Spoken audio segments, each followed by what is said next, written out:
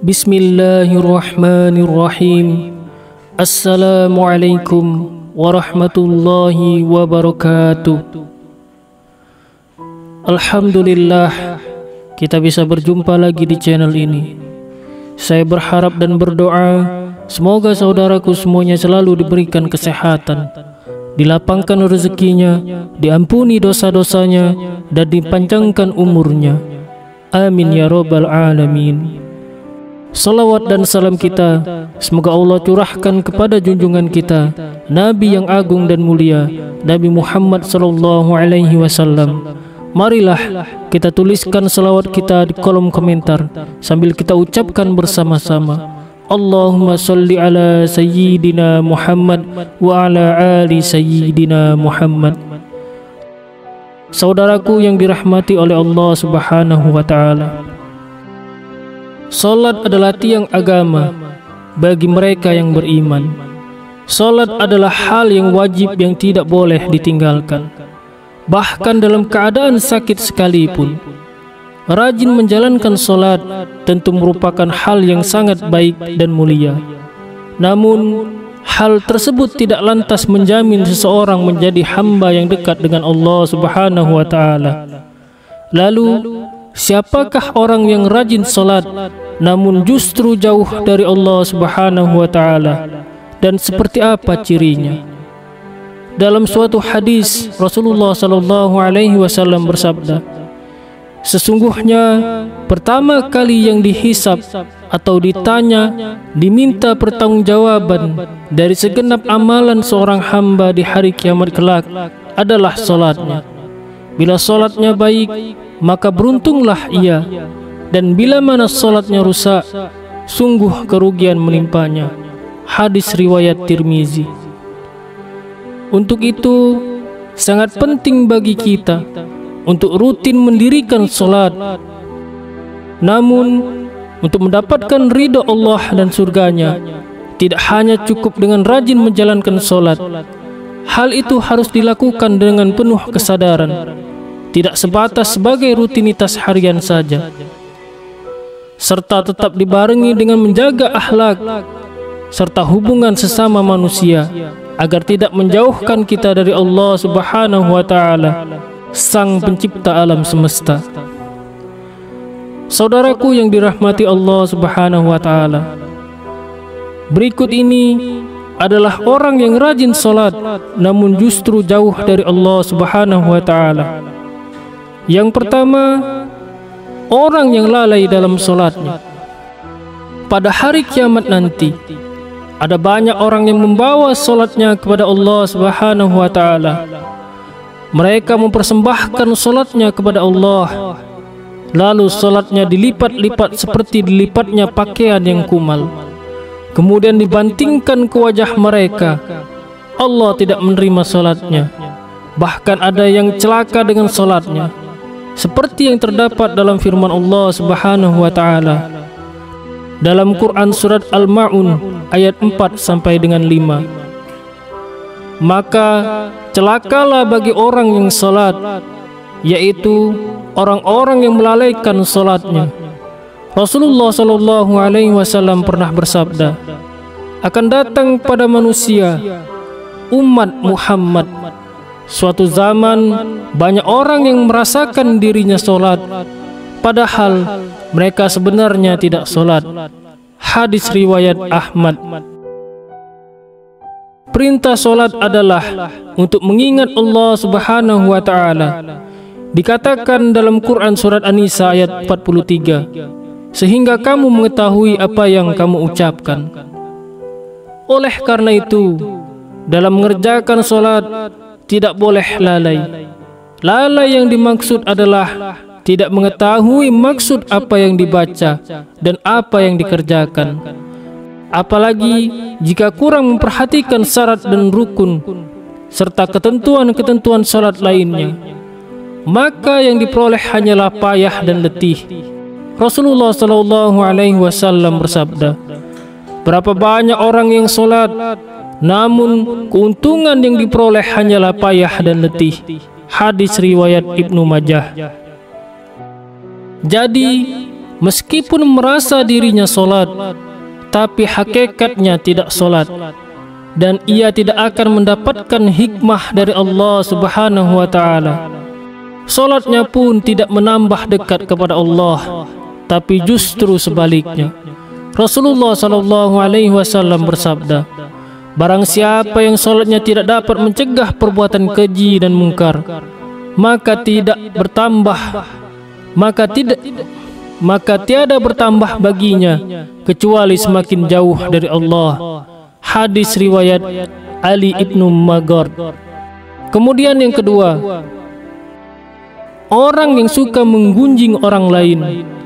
Saudaraku yang dirahmati oleh Allah Subhanahu wa Ta'ala, Allah Subhanahu wa Ta'ala berfirman, apakah yang memasukkan kamu ke dalam sakor? Mereka menjawab, kami dulu tidak termasuk orang-orang yang mengerjakan salat, dan kami tidak pula memberi makan orang miskin, dan kami membicarakan yang batil bersama dengan orang-orang yang membicarakannya, dan kami mendustakan hari pembalasan hingga datang kepada kami kematian. Quran Surat Al-Mudaththir ayat 42 sampai dengan 48. Dalam ayat tersebut, salah satu penyebab orang masuk neraka adalah karena suka membicarakan keburukan orang lain. Orang yang mendirikan salat namun suka membicarakan kejelekan orang lain akan ditempatkan di dalam neraka sakor. Allah melarang kita menggunjing orang lain.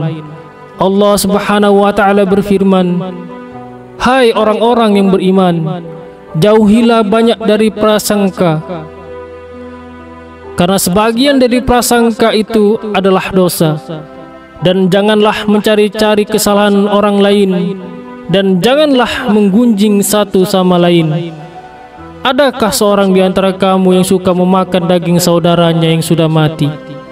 Maka tentulah kamu merasa jijik kepadanya, dan bertakwalah kepada Allah. Sesungguhnya Allah Maha Penerima taubat, lagi Maha Penyayang. Quran Surat Al-Hujurat ayat 12.